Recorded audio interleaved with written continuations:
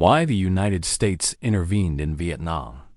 In the early 1960s, the United States sent soldiers to a country most Americans couldn't find on a map. Vietnam was poor, far away, and had never threatened the U.S. directly. So why did America intervene? To understand that decision, we need to step back into the mindset of the Cold War. After World War II, the world was split between two competing systems: capitalism, led by the United States, and communism, led by the Soviet Union and later China. This rivalry wasn't just about territory. It was about ideology, influence, and fear. American leaders believed that if communism spread unchecked, it would destabilize entire regions. This belief became known as the domino theory. If one country fell to communism, neighboring countries would soon follow. Vietnam became a test case.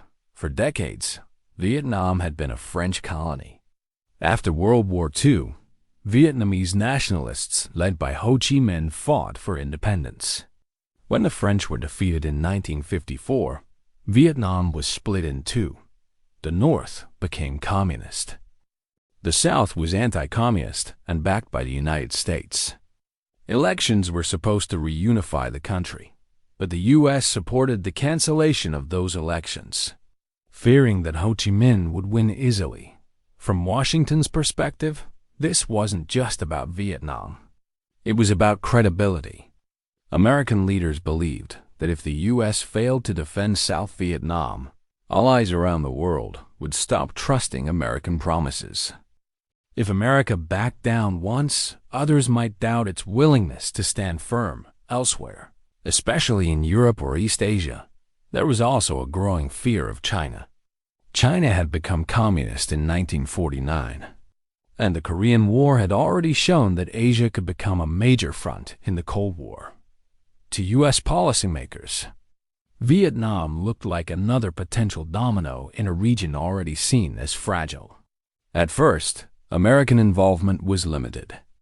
The U.S. sent money, weapons, and military advisors, not combat troops. The goal was to stabilize South Vietnam and strengthen its government. But South Vietnam's leadership was corrupt, unpopular, and unstable. The communist forces in the north and the guerrilla fighters known as the Viet Cong gained support by presenting themselves as national liberators, not foreign-backed elites. As the situation deteriorated, U.S. leaders faced a choice: pull out and risk embarrassment, or escalate and try to win. They chose escalation. In 1964, after a disputed naval incident in the Gulf of Tonkin, Congress gave the president broad authority to use military force. American troop numbers surged. What began as an advisory mission turned into a full-scale war. Yet Vietnam was unlike any conflict the U.S. had fought before. There were no clear front lines. The enemy blended into the population. Military superiority did not translate into political control. Despite massive bombing campaigns and hundreds of thousands of troops, the U.S. struggled to achieve its goals. At home, public support collapsed as casualties mounted and the war dragged on without clear progress. By the early 1970s, it was clear that the cost, human, political, and moral, was too high. The United States withdrew its troops. A few years later, Vietnam was unified under communism. So why did the U.S. intervene? Not because Vietnam itself was strategically vital, but because American leaders believed the Cold War demanded constant resistance to communism. They feared loss of credibility, loss of influence, and the perception of weakness.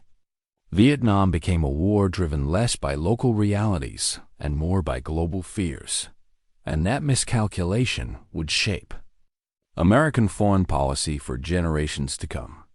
Thank you for watching.